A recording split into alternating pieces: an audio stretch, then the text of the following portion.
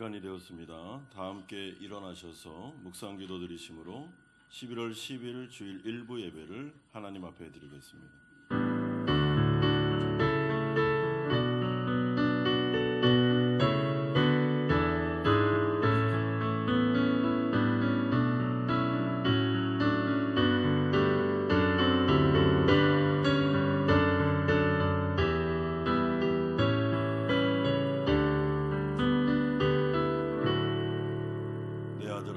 내 말에 주의하며 내가 말하는 것에 내 귀를 기울이라. 그것을 내 눈에서 떠나게 하지 말며 내 마음속에 지키라. 그것은 얻는 자에게 생명이 되며 그의 온 육체의 건강이 됨이니라. 모든 지킬 만한 것 중에 더욱 내 마음을 지키라. 생명의 근원이 이에서 남이니라. 아멘. 거룩하신 아버지 하나님, 당신의 귀한 사랑하는 백성들이 이 시간 거룩한 주일을 맞아 하나님 앞에 예배하러 나왔습니다.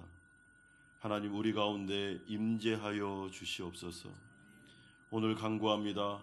하나님, 임재하시되 노뎀나무 아래에서 지쳐 쓰러져 하나님 앞에 회복을 간구했던 엘리야에게 임하셨던 것처럼 하나님, 오늘 이 예배 가운데 위로와 회복의 영으로 임재하여 주시옵소서.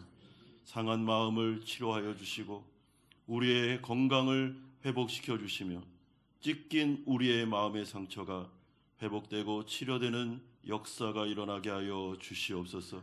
삶을 살아가며 지쳐있는 우리들에게 하나님, 새로운 힘과 용기와 소망을 더하여 주시옵소서. 예수 그리스도의 이름으로 기도드리옵나이다. 아멘. 우리들의 신앙 고백을 하나님께 드리겠습니다. 나는 전능하신 아버지 하나님 천지의 창조주를 믿습니다. 나는 그의 유일하신 아들 우리 주 예수 그리스도를 믿습니다. 그는 성령으로 잉태되어 동정녀 마리아에게서 나시고 본디오 빌라도에게 고난을 받아 십자가에 못 박혀 죽으시고 장사된 지 사흘 만에 죽은 자 가운데서 다시 살아나셨으며 하늘에 오르시어 전능하신 아버지 하나님 우편에 앉아 계시다가 거기로부터 살아있는 자와 죽은 자를 심판하러 오십니다. 나는 성령을 믿으며 거룩한 공교회와 성도의 교제와 죄를 용서받는 것과 몸의 부활과 영생을 믿습니다. 아멘. 자리에 앉으시겠습니다. 우리를 사랑하시고 우리를 위해 땅에 오신 예수 그리스도께서 걸어가신 그 길을 쫓아가는 우리 공동체 되길 원하며 우리 같이 하나님 찬양하며 하나님 앞에 나가겠습니다.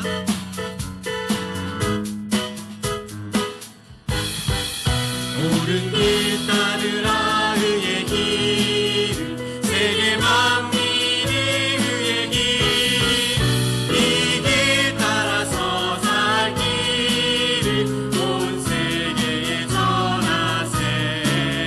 한 백성이 나갈 길 어두운 밤 지나서 동튼다 바람이 보아라 저 길 주 예수의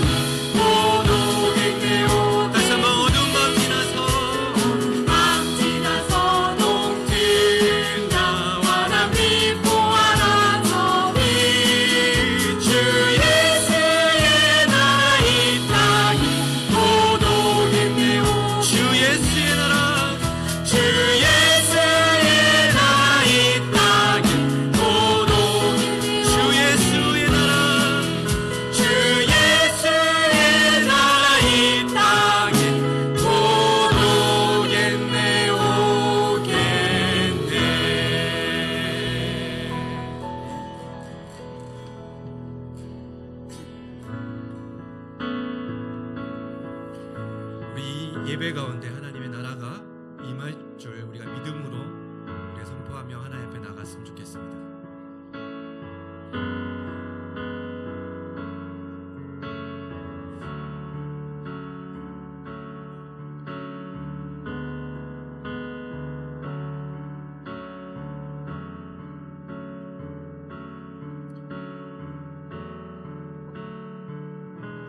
주의 나라가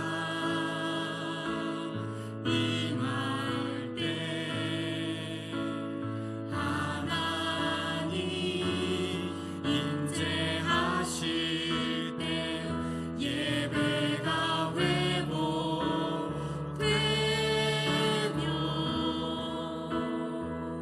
기적은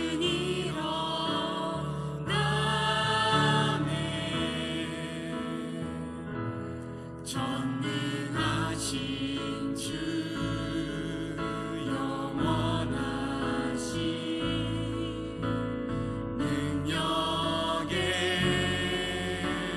통치자 자유가 선포되어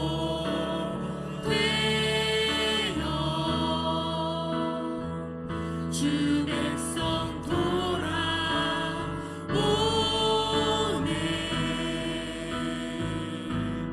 하나님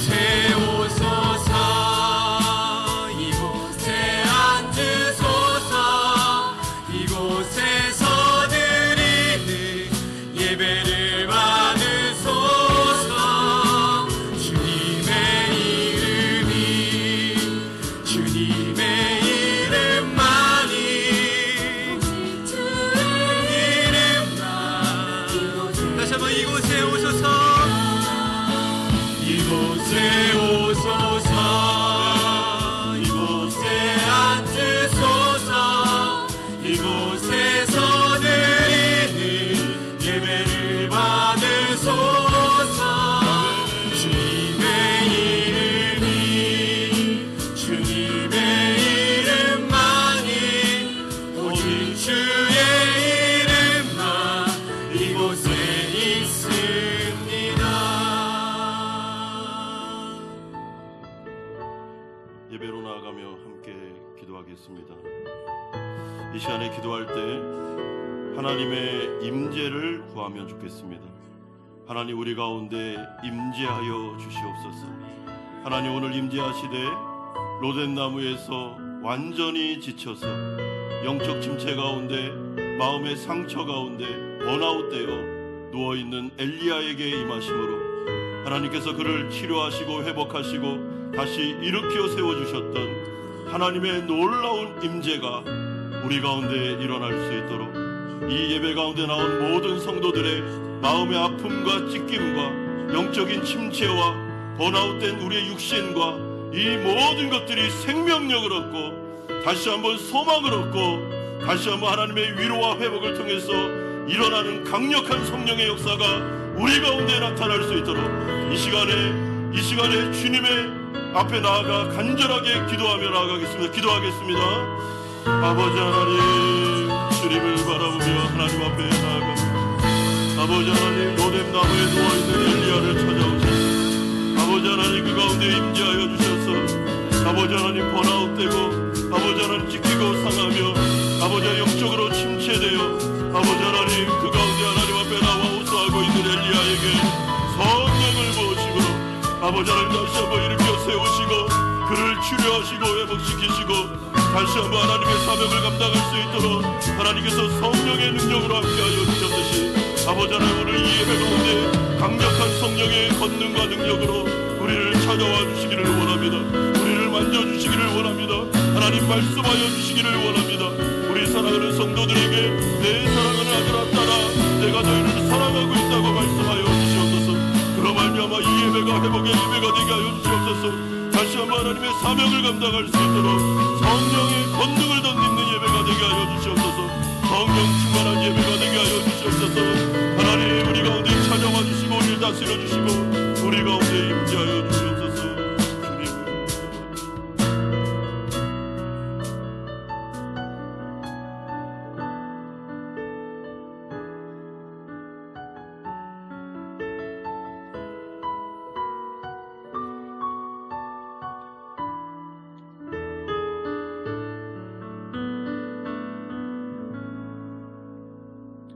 오직 우리 주 곧 구주 예수 그리스도의 은혜와 그를 아는 지식에서 자라가라. 영광이 이제와 영원한 날까지 그에게 있을지어다. 좋으신 하나님, 죄로 죽어 마땅한 저희들을 먼저 사랑하셔서 하나님 자녀 삼아 주시니 감사드립니다. 하나님의 은혜로 담대하게 하나님 앞에 나와 아바 아버지라 부르며 예배 드릴 수 있도록 인도하심을 또한 감사드립니다. 저희들의 삶을 돌아봅니다. 육신의 정욕과 안목의 정욕과 이생의 자랑을 따라서 살아온 저희들의 모습을 봅니다. 아버지께로부터 온 것이 아닌 이 세상으로부터 온 것을 쫓아 살아온 저희들의 모습들을 고백합니다. 죄에 대하여 피 흘리기까지 싸우지 못한 저희들의 모습을 또한 고백합니다. 저희들의 죄악을 용서하여 주시고 부족함과 연약함을 긍휼히 여겨 주시옵소서. 저희 사이공 한마음 연합교회 성도들 믿음 안에서 자라가고 예수 그리스도의 은혜와 그를 아는 지식에서 자라가는 성도들 될 수 있도록 인도해 주시옵소서. 우리의 얕은 지식과 인식 안에 하나님을 가두어 두지 않도록 은혜 베풀어 주시옵소서.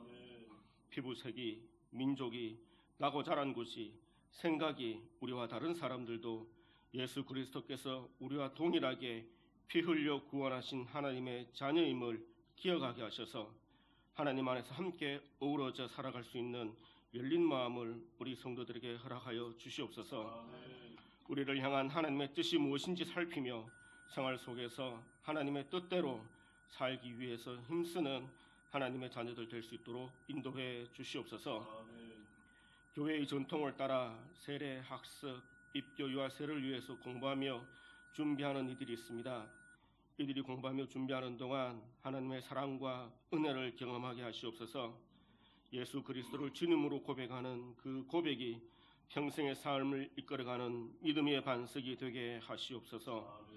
하나님을 향한 첫사랑의 설레임을 잊지 않고 살아갈 수 있도록 우리 세례, 학습, 입교를 준비하는 이들에게 은혜를 베풀어 주시옵소서. 중고등부가 유스코스트라를 마친 후 수련회를 준비하고 있습니다. 우리 학생들이 하나님의 나라를 이 땅에 실현할 다음 세대로서 하나님의 말씀과 바른 가치관과 이 세상을 향한 거룩한 책임감을 가지고 자라갈 수 있도록 인도해 주시옵소서. 이번 수련을 통해서 하나님의 사랑을 글과 말로 아는 것이 아니라 하나님의 사랑을 맛보아 알아가는 우리 학생들 될 수 있도록 인도해 주시옵소서. 초과 합격 발표를 기다리며 마지막까지 애끓는 우리 고3 학생들 기억하시사 그 마음에 평안한 마음 주시고 어떠한 결과를 받아들든지 우리 하나님의 선하신 뜻대로 주어진 결과임을 믿는 믿음 허락해 주시옵소서. 인생의 성공이 대학의 이름에 있지 않고 예수님을 따르는 삶에 있음을 믿음으로 고백하는 우리 학생들 될 수 있도록 은혜 베풀어 주시옵소서. 예배를 드리는 가운데 있습니다. 우리가 드리는 이 예배를 귀하게 여기며 신령과 진정으로 예배 드릴 수 있도록 인도해 주시옵소서.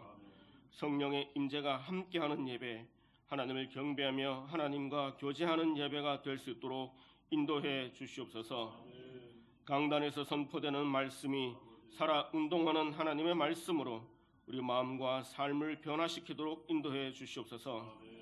하나님께 드리는 찬양이 하나님을 기쁘시게 하며 하나님께서 받으시는 찬양 될 수 있도록 인도해 주시옵소서. 우리의 기도와 삶이 하나님께서 흠향하시는 향기로운 제물로 하나님께 드려지는 예배 될 수 있도록 인도해 주시기를 소망하며 모든 말씀 예수 그리스도 이름으로 기도합니다. 아멘.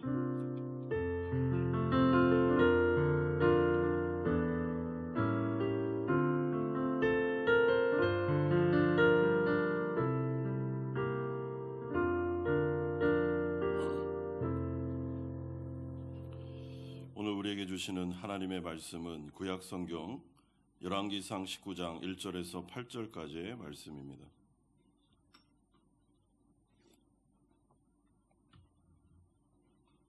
구약성경 열왕기상 19장 1절에서 8절 말씀 한 절씩 교독합니다. 아합이 엘리야가 행한 모든 일과 그가 어떻게 모든 선지자를 칼로 죽였는지를 이세벨에게 말하니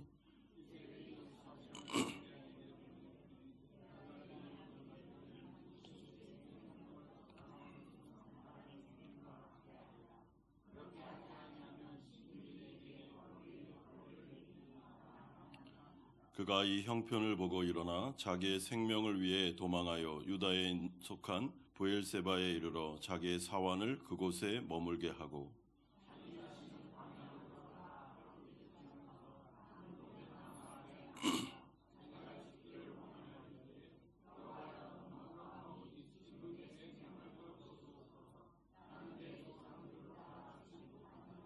로뎀나무 아래에 누워 자더니 천사가 그를 어루만지며 그에게 이르되 일어나서 먹으라 하는지라.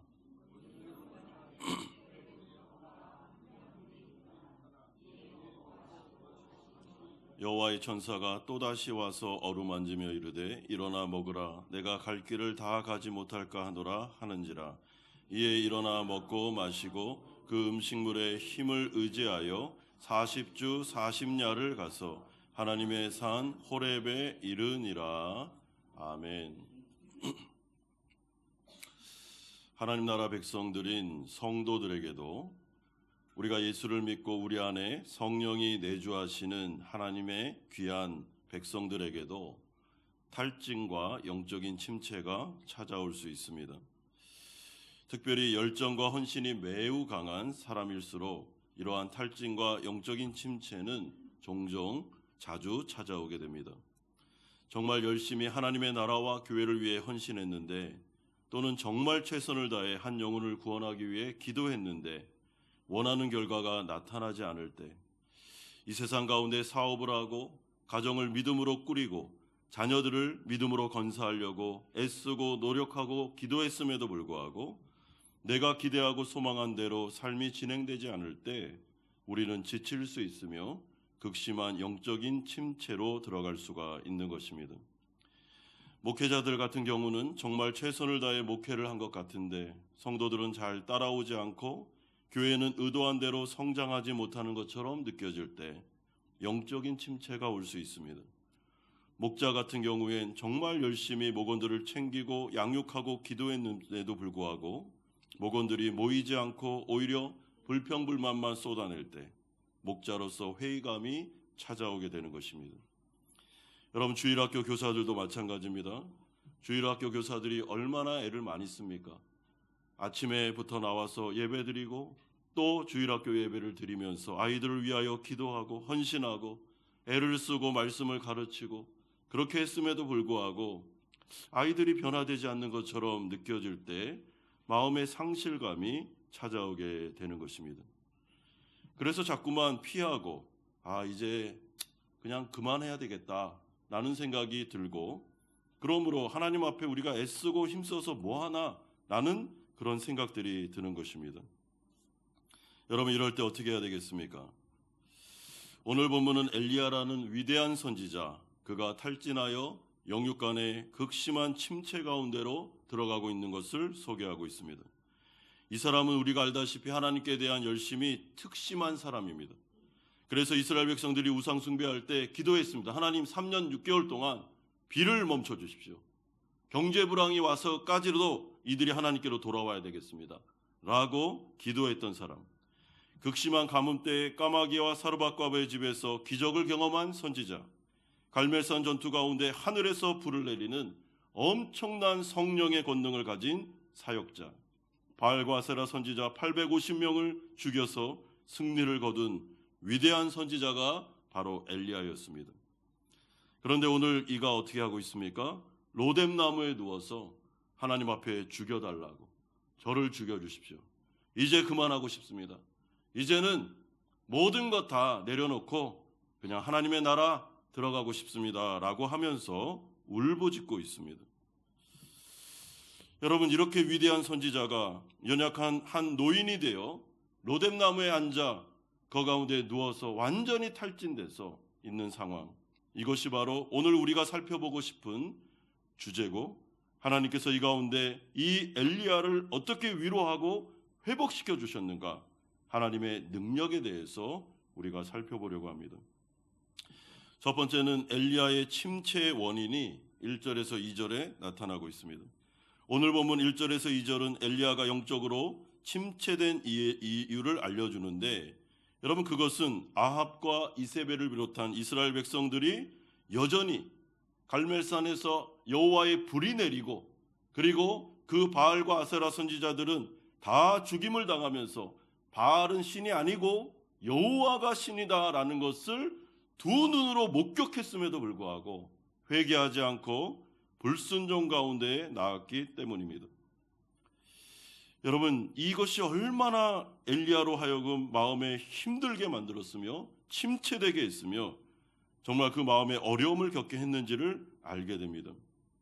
여러분, 오히려 아합이 어떻게 합니까? 왕으로서 이스라엘 백성들 다 모은 다음에 우리 회개 운동을 일으키자, 이제는 여호와께로 돌아가자라고 해야 되는데 1절에 보면 아합은, 여러분, 갈멜산에서 일어난 다음에 자신의 아내 이세벨에게로 나아가고 있습니다. 그리고 이세벨에게 간 다음에 지금 갈멜산에서 일어났던 모든 일을 이세벨에게 다 알려줍니다. 여러분, 이게 무슨 말일까요? 마치 북이스라엘의 왕이 아합이 아니라 이세벨인 것처럼 보입니다. 실세는 이세벨입니다. 얼마나 그의 아내를 의존했든지 아합이 이 모든 일을 상세히 마치 무슨 신하가 왕에게 보고하듯이 자세하게 보고를 내리고 있습니다. 이런 점에서 아합의 잘못은 이방 여인과의 결혼을 통해 하나님의 나라인 이스라엘을 우상숭배의 소굴로 만들었을 뿐만 아니라 하나님을 버리고 자신의 부인 이세벨을 의지했던 것이 문제였습니다. 여러분, 그러고 보면 아합은 애초부터 북이스라엘의 왕이 될 자격이 없는 사람입니다. 이런 사람은 왕이 되면 안 됩니다. 이에 이세벨이 이 이야기를 다 들은 다음에 이제 어떻게 합니까? 자기가 왕인 것처럼 아합에게 명령하고 이스라엘에 있는 모든 관리들에게 명령하고 있습니다. 2절에 이세벨이 사신을 엘리야에게 보내어 이르되 내가 내일 이맘때에는 반드시 내 생명을 저 사람들 중 한 사람의 생명과 같게 하리라. 그렇게 하지 아니하면 신들이 내게 벌 위에 벌을 내림이 마땅하니라 한지라. 여러분, 이것은 그냥 죽이겠다고 겁을 주는 정도가 아닙니다. 실제로 맹세까지 해가면서 반드시 엘리야를 죽인다. 사신들을 딱 보냈습니다. 반드시 내가 널 죽일 거야 라는 엄포를 놓는 게 아니고 실제로 죽이려고 하는 것입니다. 따라서 우리는 이러한 아합과 이세벨의 모습을 보면서 인간의 죄, 우상숭배의 뿌리, 인간의 탐심과 야망과 권력욕, 안전에 대한 집착과 재물을 숭배하는 이 절망적인 모습을 확인하게 됩니다. 여러분, 이들의 죄는 하늘에서 불이 떨어져도 안 됩니다. 비가 3년 6개월 내리지 않아 경제적인 어려움이 와도 안 돼요. 하나님께서 은혜 가운데 비를 다리 내려 주심으로 경제 회복이 돼도 안 됩니다. 그러니까 엄청난 기적을 두 눈으로 앞에서 봐도 회개하지 않습니다. 여러분, 이것이 바로 인간의 절망적인 모습이라는 것입니다. 하나님의 말씀을 듣지 않는 것은 당연하고요. 고난이 와도 안 되고 기적을 체험해도 안 되고 하나님이 고난을 회복시켜줘도 안 되고 그럼 어떻게 하겠습니까? 도대체. 아니, 좀 고난을 주면 하나님께로 돌아오겠나 싶어 또 고난을 좀 허락하셔도 안 돌아오고, 그래서 다시 회복시켜서 경제적인 좀 이익을 주셔도 안 되고, 말씀으로도 안 되고 기적으로도 안 되면 어떻게 하겠느냐는 것입니다. 이게 바로 지금 북이스라엘의 절망적인 모습이었습니다. 여러분, 그리고 이러한 아합과 이세벨, 이스라엘의 완악한 반응이 바로 엘리야로 하여금 엄청난 탈진과 영적 침체에 빠지게 되는 원인이었습니다. 내가 이렇게까지 열심을 내면 뭐하나? 이렇게까지 헌신하면 뭐하나? 아합과 이세벨은 회개하지도 않고 이스라엘 백성들도 하나님께로 돌아오지 않을 텐데 내가 굳이 이렇게까지 내 모든 인생을 바쳐서 하나님 나라를 위해서 헌신할 필요가 있는가? 이런 회의감이 엘리야의 마음속에 물밀듯 밀려들어온 것입니다. 그리고 그 틈을 타서 사탄 마귀가 엘리야를 엄청나게 공격하고 있습니다. 야, 네가 여태까지 열심히 한 게 무슨 소득이 있느냐? 그렇게 열심히 해가지고 내린 결론이 뭐야? 하나님을 의지해봤자 되는 게 없어 하면서 이 위대한 선지자를 지금 사탄 마귀가 우는 사자처럼 엄청나게 공격하면서 지금 무너뜨리고 있는 것이죠. 이런 점에서 성도의 영적 침체나 목회자나 교회 리더들의 탈진은 언제 찾아오겠습니까? 여러분, 우리가 뭔가를 할 때는 항상 기대하는 마음이 있습니다.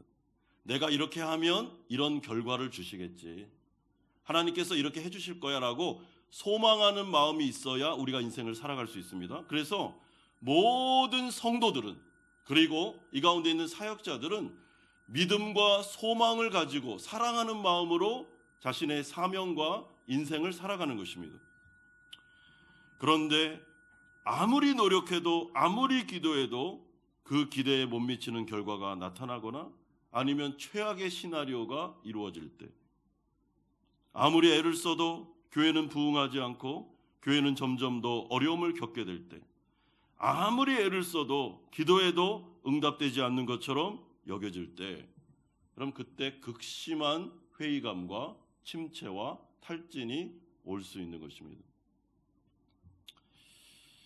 여러분, 가정의 구원을 위해서 기도하는 분들이 계십니다. 우리 교회도 많이 계신데 남편을 위해, 자녀를 위해, 아내를 위해, 부모님들을 위해서 정말 몇십 년 동안 10년, 20년, 30년 기도하는 분들이 있습니다. 여러분, 대단한 분들입니다. 왜냐하면 10년, 20년을 기도해도 안 돌아왔는데 계속 기도하고 있다? 대단한 믿음입니다. 대부분은 다 낙심합니다. 그래서 기도 안 하죠. 기도하면 뭐하나? 안 돌아오는데. 하나님 앞에서 사업을 시작했습니다. 이 사업이 성교하는 기업이 되기를 소망합니다. 그렇게 하나님 앞에 기도하고 정말 열심히, 여러분 성도들은 진짜 열심히 일합니다. 이 세상 가운데 열심히 땀을 흘리고 영업하고 했는데도 불구하고 사업체가 내 뜻대로 잘 안 될 때 마음속에 지침이 오고 힘듦이 오고 그만해야 되나, 이제 그만하고 한국으로 돌아가야 되나 라는 생각을 하는 것입니다. 여러분, 우리는 로봇이 아니기 때문에 그럴 수밖에 없는 것이죠. 선교사님들이 이 어려운 상황 속에서 눈물로 씨를 뿌리고 말씀을 증거하고 베트남인들에게 하나님의 복음을 증거함에도 불구하고 열매가 나타나지 않을 때 극심한 침체와 탈진과 어려움을 겪게 되는 것입니다. 그러므로 여러분, 소망하지 않은 사람, 기대하지 않는 사람은 탈진도 안 옵니다. 하나님의 나라에 대해서 헌신하지 않은 사람은 탈진도 오지 않습니다. 왜냐하면 뭐 헌신한 게 있어야 탈진이 오죠. 진짜 온 마음과 뜻과 정성을 다해 정말 믿음과 소망을 가지고 자신의 인생을 바치고 에너지를 바치고 정말 힘껏 다한 사람에게 탈진과 영적 침체가 자주 올 수 있습니다. 두 번째는 엘리야의 탈진의 상태가 3절에서 4절에 나타나고 있습니다. 엘리야가 이세벨이 보낸 사신의 통보, 내가 맹세하건대 내일 이맘때에 반드시 너를 죽이겠다 라는 말을 듣고 난 다음에 전혀 예상하지 못한 반응을 보입니다. 3절에 그가 이 형편을 보고 일어나 자기의 생명을 위해 도망하여 유다에 속한 브엘세바에 이르러 자기의 사환을 그곳에 머물게 하고, 여러분, 엘리야 선지자, 위대한 선지자, 갈멜산에서 850명의 그 이방 선지자들과 싸워서 이겼던 이 위대한 선지자가 우리의 예상과 달리, 우리는 그런 예상을 하겠죠. 이런 통보가 왔을 때 그래 죽으면 죽으리라 하면서 이세벨을 향해서 막 돌진하는 이런 것을 예상했을 수 있는데, 엘리야가 어떻게 하고 있습니까? 자기의 생명을 위해서 도망가고 있습니다. 여러분, 도망가고 있는데 유다에 속한 브엘세바에 이르렀다라고 하는데요, 이 브엘세바는 지금 엘리야가 있었던 이스라엘에서 약 142km나 떨어진 곳입니다. 그러니까 엘리야는 지금 이세벨이 너무나도 무섭고 두려워서 가장 먼 지역으로 도망을 치고 있는 것입니다. 방금 전까지는 갈멜산에서 위대한 전투를 벌이고 강하고 담대한 믿음의 선지자였음에도 불구하고 그는 지금 도망자가 되어 홀로 이세벨이 너무 무서워서 제일 먼 곳으로 지금 달려가고 있습니다. 그런 다음에 로뎀나무에 앉아 그가 하소연합니다. 4절에 자기 자신은 광야로 들어가 하룻기쯤 가서 한 로뎀나무 아래에 앉아서 자기가 죽기를 원하여 이르되 여호와여 넉넉하오니 지금 내 생명을 거두시옵소서. 나는 내 조상들보다 낫지 못하나이다. 여러분, 여기서 넉넉하다라는 말이 무슨 말입니까? 충분하다라는 뜻입니다. 그러니까 이 말은 이런 뜻입니다. 하나님, 이제 충분합니다. 저는 정말로 할 만큼 다 했습니다. 정말 최선을 다했고 하나님의 나라를 위해 헌신했습니다. 북이스라엘의 부흥과 회복을 위해 모든 걸 다 바쳤습니다. 그러나 결과가 이와 같습니다. 충분합니다. 이제 저를 놓아주십시오. 선지자의 사명 그만두고 싶습니다. 저도 여장한 인간입니다. 이제 할 것 다 했습니다. 못하겠습니다. 죽여주십시오. 이제는 하나님의 나라로 가고 싶습니다. 그래서 엘리야가 자꾸만 하나님을 향해 죽여달라고 말하는 것입니다. 여러분, 이러한 엘리야의 말을 들을 때 어떠십니까? 지금 엘리야의 영육의 상태가 어떤 것 같습니까? 엘리야는 지금 완전히 영적으로, 육적으로 탈진이 되어서 엄청난 영적 침체 가운데로 빠져들고 있습니다. 그의 마음은 낙심과 분노와 좌절과 두려움과 걱정과 근심으로 가득 차고 있습니다.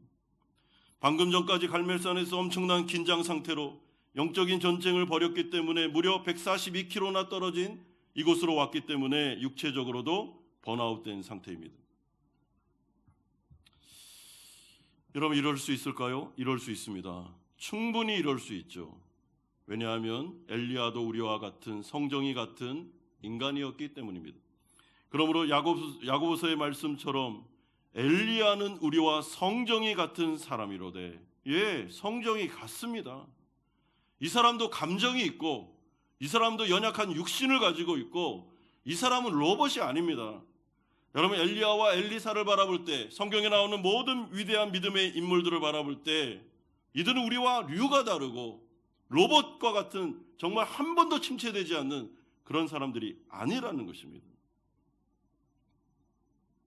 너무나도 침체가 와가지고 일어날 수도 없을 정도로 로뎀나무에 누워 번아웃이 돼서 마음의 믿음과 소망이 다 사라진 상태에서 어떻게 하고 있습니까? 하나님을 향해 죽여주십시오. 그냥 죽여주십시오. 그냥 끝내고 싶습니다. 라는 말을 계속 반복하고 있습니다. 여러분, 그렇다면 이럴 때 어떻게 해야 될까요? 그런데 오늘 본문에서 제가 좀 주목하고 싶은 것은 엘리야가 잘한 점이 있다는 것입니다. 여러분, 그게 뭐냐면 광야로 간 것입니다. 광야로. 엘리야가 이런 상태에서 사람들 만나고 그리고 막 돌아다니면서 자기 하고 싶은 대로 정욕을 채우고 그랬다면 소망이 더 없습니다. 그런데 엘리야는 그래도 선지자잖아요. 그래, 하나님 나라 백성이기 때문에 어떻게 합니까? 광야로 갑니다. 광야로 가서 로뎀나무라는 나무를 만나 거기서 쓸어 누워졌는데, 광야로 갔다는 것은 무슨 말인가 하면 하나님에게로 갔다는 것입니다. 여러분, 정말 번지수를 잘 찾았습니다. 엘리야가. 여러분, 우리 같으면 이런 순간에 번아웃이 오고 힘듦이 오고 영적 침체가 오면 자꾸만 어떻게 합니까? 자극적인 걸 찾아 나섭니다. 그래서 사람들 자꾸 만납니다. 그래서 내 마음속에 있는 하소연을 자꾸 합니다. 그리고 안 짓던 죄를 막 져요. 너무 탈진이 오니까. 여러분, 목회자들, 선교사들 위험합니다. 이럴 때 죄 지을 수 있습니다. 이럴 때 이탈할 수 있다니까요. 그런데 엘리야는 어떻게 하고 있습니까? 광야로 갔습니다. 왜? 거기에 하나님을 독대할 수 있는 공간이기 때문에, 하나님만 만날 수 있는 공간이기 때문에 그에게 간 것입니다. 저는 이것이 정말로 잘했다고 생각합니다. 여러분, 그러므로 우리가 영적인 침체가 오고 탈진이 오고 자꾸 짜증이 나고 마음속에 불안과 근심이 자꾸만 올라오고 하나님에 대한 서운한 마음이 들고 그 가운데 사탄 마귀가 틈타서 우리를 공격하고 무너뜨리고 자꾸만 마음속에 기도도 안 되고 찬양도 안 되고 예배도 안 되고 이런 상황 가운데 있을 때는 여러분, 사람들 만나려고 돌아다니면 안 됩니다. 그러면 더 큰 상처 받습니다. 이럴 때 영적인 감각이 필요한데, 이럴 때는 조용히 어떻게 해요? 광야 가운데로, 하나님께로 가야 됩니다. 왜냐하면 이 영적 침체를 일으켜 세울 수 있는 분, 내 마음에 있는 상처와 아픔과 절망과 근심과 고통을 다시 위로하고 회복하고 치료할 수 있는 유일한 분은 하나님밖에 없기 때문에 그렇습니다. 여러분, 인간을 찾아다닌다고 해서 위로가 오지 않습니다. 그 말에 또 상처받습니다. 엘리야가 정말 잘한 거죠. 그리고 엘리야가 두 번째로 잘한 것은 하나님 앞에 진심을 쏟아낸 것입니다. 하나님 앞에 나와서 진짜 자기의 마음을 완전히 오픈한 겁니다. 하나님, 제가 이렇습니다. 번아웃 됐습니다. 하나님, 저 살고 싶지 않습니다. 죽고 싶습니다. 하나님, 저 굉장히 하나님에 대해서 서운합니다. 아니, 어떻게 이렇게까지 열심히 했는데 아합과 이세벨과 이스라엘 백성들은 어떻게 이렇게까지 안 돌아옵니까? 하나님, 저 어떻게 해야 되겠습니까? 하면서 마음을 솔직하게 오픈한 것입니다. 여러분, 감사한 것은 하나님은 우리의 마음을, 솔직한 마음을 다 받아주십니다. 왜냐하면 하나님이 우리를 만드신 분이기 때문에 그렇습니다. 여러분, 인간을 만든 하나님께서 우리의 마음을 모르겠습니까? 우리가 어디에서 약하고 어디에서 무너지고 어디에서 힘든지를 모르겠습니까? 그러므로 하나님은 아빠, 아버지 되시는 분이시기 때문에 우리가 하나님 앞에 나와 사람에게 말할 수 없는 부분까지도 하나님께는 다 말할 수 있습니다. 그러면 하나님께서 들으십니다. 여러분, 하나님은 비인격적인 분이 아닙니다. 저기 우상들처럼 돌덩어리가 아닙니다. 하나님은 인격이시고 은혜와 긍휼과 자비가 풍성하시며 하나님 우리의 머리털까지 세시고 우리를 이해하시고 공감하시는 분이십니다. 그러므로 엘리야가 이 부분에 있어서 참으로 잘하고 있다고 생각합니다. 마지막 세 번째로 이제 하나님의 위로와 회복의 권능의 역사가 나타나는 장면이 5절에서 8절에 나타나고 있습니다. 하나님은 로뎀나무 아래 누워 자고 있는 엘리야에게 천사를 보내 그에게 임재하십니다. 5절에 로뎀나무 아래에 누워 자더니 천사가 그를 어루만지며 그에게 이르되 일어나서 먹으라 하는지라. 여러분, 이 천사가 누굴까요? 정말 천사일까요? 아니면 제2위 되시는 여호와 하나님이실까요? 의견이 분분합니다. 그러나 저는 이 본문을 여호와의 임재로 해석하고 있습니다. 하나님이 그를 찾아오셨습니다. 여러분, 하나님이 찾아올 때 인간이 누군가를 만나기 위해서 찾아오는 정도가 아닙니다. 하나님은 창조주 되시며 하나님은 전능한 분이시고 하나님은 인자와 자비가 완벽한 분이기 때문에 그가 임재하셨다라는 것이 굉장히 중요한 말입니다. 그리고 그가 엘리야를 어루만지고 계시는데, 여기서 어루만졌다라는 말은 그냥 이렇게 쓰다듬어 줬다라는 뜻이 아닙니다. 인간은 사람을 어루만져줄 때 그냥 안아주고 이렇게 쓰다듬어 주죠. 그러나 하나님께서 어루만졌다라는 말은 신인 동형형인데, 이 말은 무슨 뜻인가 하면 하나님께서 그에게 성령의 충만함과 권능으로 덧입혀 주셨다라는 뜻입니다. 그러므로 그의 권능의 손으로 그의 마음속에 있는 아픔과 절망을 어루만지시며 그 가운데 여호와 라파의 하나님께서 치료하시고 위로하시고 격려하심으로 말미암아 그를 다시 한번 회복시키는 손길을 베푸셨다라는 의미가 되는 것입니다. 그리고 하나님은 갈멜산 전투에서부터 지금까지 한 끼도 못 먹은 엘리야를 향해 광야 한가운데 기적을 베푸사 숯불에 구운 떡과 물을 먹이심으로 그의 몸을 다시 한번 회복시켜주고 계십니다. 그러니까 지금 그의 영혼도 만져주고 마음도 만져주고 육신도 만져주는 것이죠. 이것이 바로 진정한 회복이 되는 것입니다. 여러분, 이 엘리야가 그 떡과 물을 먹은 다음에 또다시 6절과 같이 로뎀나무 아래에 눕는데, 이것은 엘리야가 어느 정도까지 탈진했는지를 보여줍니다. 하나님이 한 번 찾아오셔서 임재해서 그를 위로하고 그에게 권능을 주셔서 완전히 회복되지 않을 정도로 정말 많이 지쳐 있었습니다. 그래서 하나님은 반복적으로 엘리야를 찾아오십니다. 7절에 여호와의 천사가 또다시 와서 어루만지며 이르되 일어나 먹으라, 내가 갈 길을 다 가지 못할까 하노라 하는지라. 여러분, 저는 여기에서 참 위로가 되는 말씀이 7절에 또다시 와서, 정말 저는 이 말씀이 위로가 되더라고요. 하나님이 한 번 온 다음에 위로하고 됐지, 이제 네가 알아서 해 하는 게 아니고 계속 찾아오는 거예요. 또다시 와서 위로해주고 또다시 붙잡아주고 또다시 그 아픈 무릎을 세워주고 마음의 상처를 치료해주면서 계속 어루만져주면서 예배 때마다, 기도 때마다, 찬양 때마다 찾아오셔서 여호와 라파의 하나님이 우리를 치료하고 회복되는 역사가 나타나고 있습니다. 여러분, 그러면 왜 이러고 계십니까? 하나님이 7절에 나타나는데 네가 갈 길을 다 가지 못할까 하노라. 이게 무슨 말이죠? 엘리야를 향한 하나님의 사명이 아직 끝나지 않았기 때문입니다. 엘리야를 향한 하나님의 사명이 아직 남아 있습니다. 여러분, 더 큰 사명이 무엇입니까? 엘리사에게 이 사역을 넘기는 사명이 아직 남아 있습니다.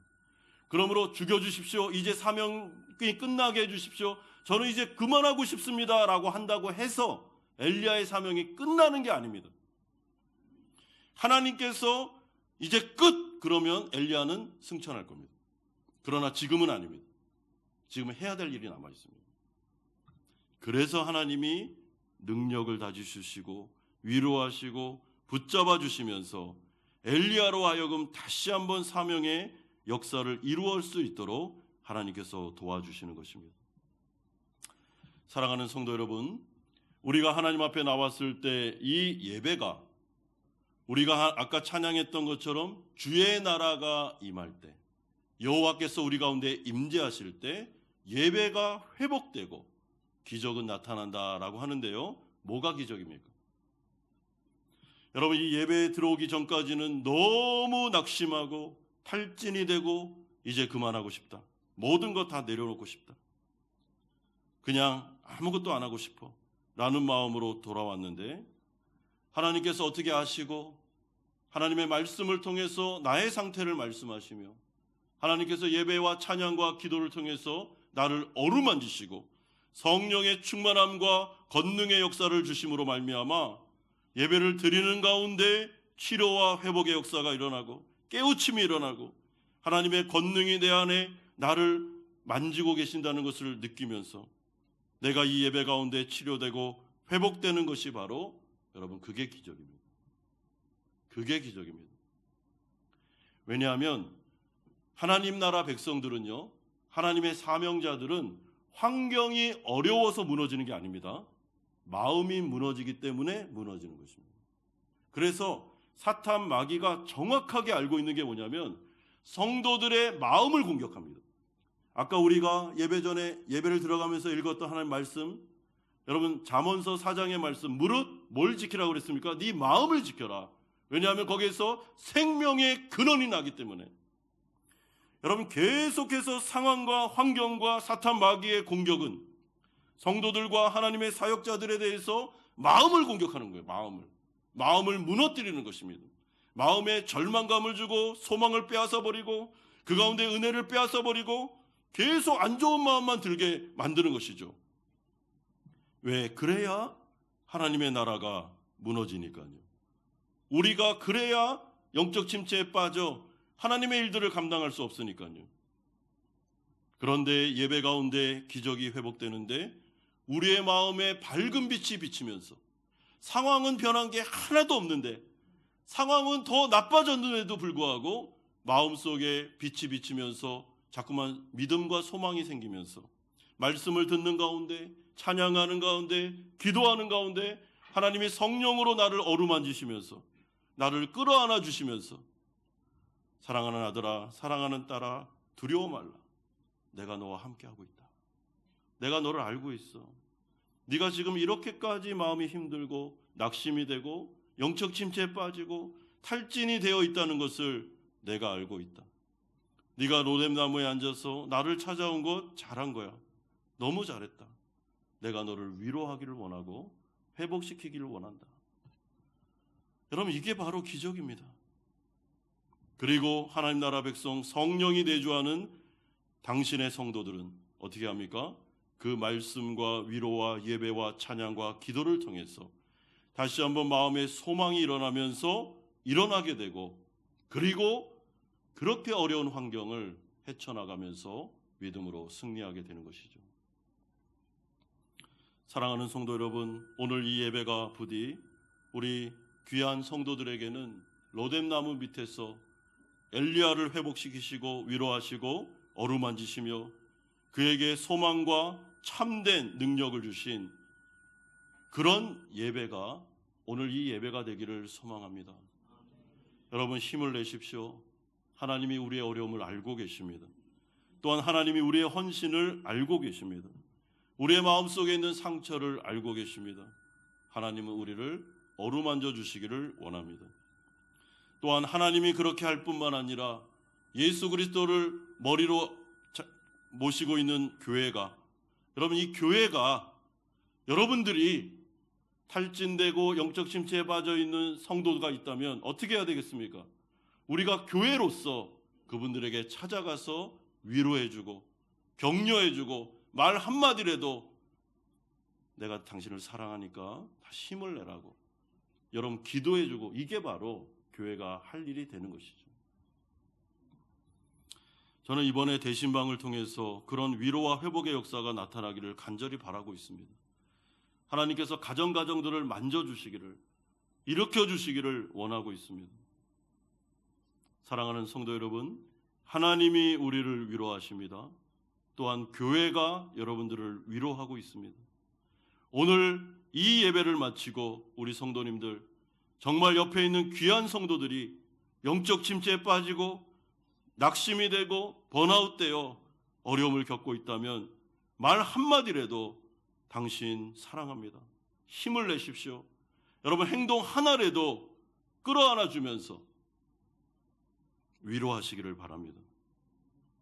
그럴 때 하나님께서 우리 가운데 위대한 회복과 기적의 역사를 베풀어 주실 줄 믿습니다. 이런 은혜가 오늘 이 예배 가운데, 오늘 교회 생활 가운데 충만하게 임하기를 주 예수 그리스도의 이름으로 축원드립니다. 같이 한번 기도하는 시간을 갖겠습니다. 이 시간에 기도할 때 여기가 로뎀나무 아래라고 한번 생각해 보십시오. 하나님 앞에 나아가서 기도할 때 그냥 여러분들의 마음속에 있는 진심을 한번 기도해 보십시오. 하나님, 제가 요즘에 많이 힘듭니다. 죽고 싶습니다. 모든 것 다 내려놓고 싶습니다. 번아웃 되었습니다. 살 소망이 없습니다. 하나님, 어떻게 하면 좋겠습니까? 하나님은 살아계시고 능력이 많으신 분이시기 때문에, 인자와 자비가 풍성하시기 때문에 우리의 그러한 기도를 절대로 외면하지 않으십니다. 하나님이 우리를 회복시켜 주실 것입니다. 이 시간에 들은 말씀 생각하면서 같이 한번 기도하겠습니다. 거룩하신 아버지 하나님, 하나님 아버지, 오늘 예배 가운데로 우리가 나아갑니다. 아버지 하나님, 여러 가지 상황 가운데, 또한 사탄의 공격 앞에서 아버지 하나님, 우리가 주님을 위하여 살아가다가 아버지 하나님, 너무나도 마음에 탈진이 오고, 그리고 일어날 힘이 없을 정도로 마음속에 자꾸만 소망이 사라지고, 내가 어떻게 살아가야 되나, 내가 어떻게 교회를 섬겨야 되나, 그런 마음이 들 때가 너무나도 많습니다. 하나님 아버지, 사탄 마귀가 공격하고 우리 안에 있는 죄성이 들고 일어나 아버지 하나님, 그럴 때가 많이 있습니다. 아버지 하나님, 로뎀나무에 앉아있던 엘리야가 주님을 바라보며 기도했던 것처럼 우리가 하나님을 바라보며 기도합니다. 하나님, 이 시간에 성령으로 어루만져 주시고, 하나님 우리를 위로하여 주시고 회복의 역사를 일으켜 주시며, 하나님 우리의 영혼과 마음과 육신을 어루만져 주시고 성령 충만함을 회복시켜 주시고 성령의 권능을 주셔서 아버지 하나님 살아갈 수 있는 소망을 주시고, 하나님 아버지 은혜를 주시고 하나님의 인자와 자비하심을 주셔서 하나님 우리가 교회로 살아갈 수 있도록 주님 은혜 내려주시고 불쌍히 여겨주시옵소서. 예배가 회복되고 기적의 역사가 일어나게 하시고 상황과 환경을 뛰어넘는 믿음을 주시고 일어나 걸어갈 수 있는 생명력을 우리 가운데 주시옵소서. 주님, 그렇게 살아갈 수 있도록 이 예배 가운데 어루만져 주시고 인도하여 주시옵소서. 거룩하신 주님, 로뎀나무에 누워있던 엘리야가 바로 우리 자신들임을 고백드립니다. 하나님, 오늘 이 시간에 하나님 앞에 우리의 정직한 마음을 쏟아내 놓습니다. 너무나도 힘이 듭니다. 살 소망이 없습니다. 하나님, 일어나 걸을 에너지가 없습니다. 하나님, 어떻게 하면 좋겠습니까? 하나님, 이 시간에 우리 사랑하는 성도들 안수하여 주시기를 원합니다. 주님, 성령으로 붙잡아 주시기를 원합니다. 위로하여 주시기를 원합니다. 다시 한번 마음속에 소망을 주시기를 원합니다. 일어나 걸어갈 수 있도록 하나님 어루만져 주시기를 원합니다. 끌어안아 주시옵소서. 주님, 그래서 우리의 사명을 끝까지 감당할 수 있도록 은혜 베풀어 주시옵소서. 인간의 위로와 인간의 말로는 도무지 우리가 아버지 회복될 수 없사오니 성령의 음성과 성령의 권능과 하나님의 강한 손으로 우리를 어루만져 주시옵소서. 그로 말미암아 우리 한마음 성도들이 교회가 되어 이 땅 가운데 당신의 귀한 사명 감당할 수 있도록 은총 내려 주시옵소서. 예수 그리스도의 이름으로 기도드리옵나이다. 아멘. 찬송가 213장 1절 4절 부르면서 준비하신 헌금 하나님께 드리겠습니다.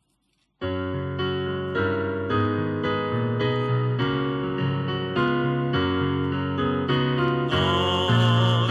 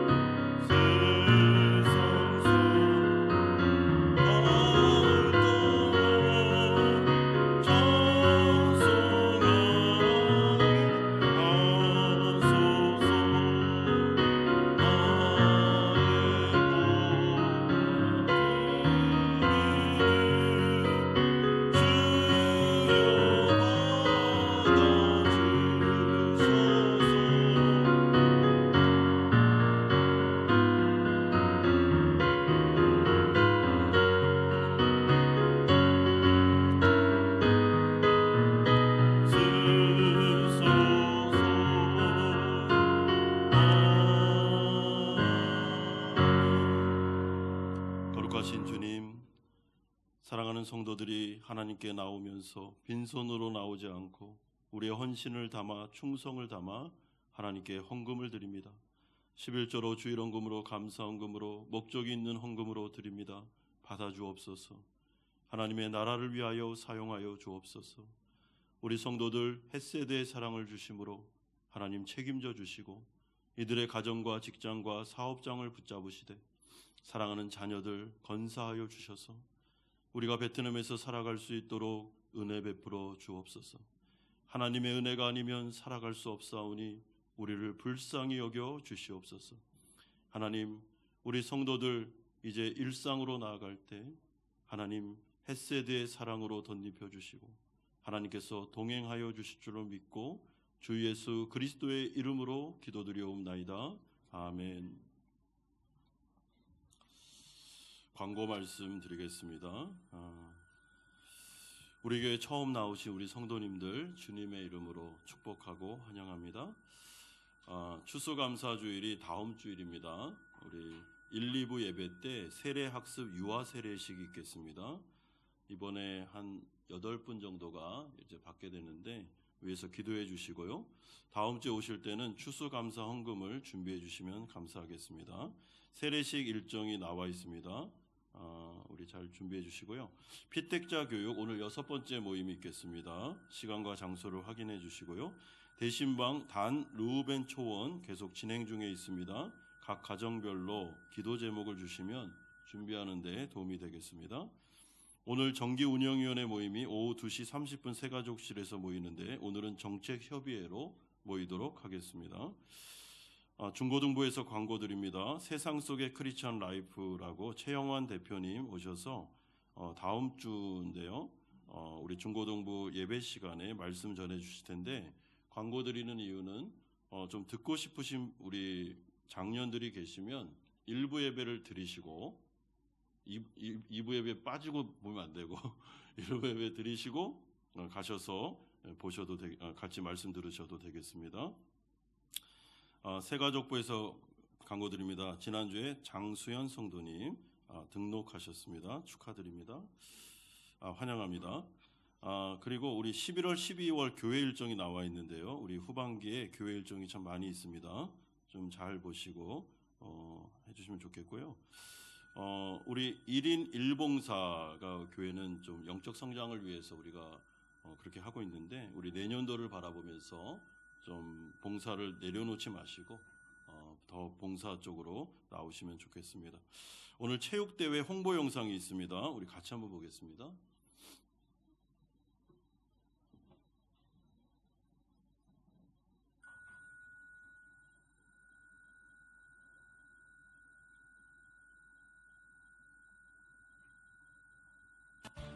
주의 자비가 내려와 주의 자비가 봄비같이 주의 자비가 내려와 나를 덮네 우리 목소리로 헤이호 헤이호 주의 자비하심과 헤이호 주의 은혜로 헤이호 나는 영원히 춤추리 더 크게 헤이호 주의 자비하심과 헤이호 주의 은혜로 헤이호 나는 영원히 춤추리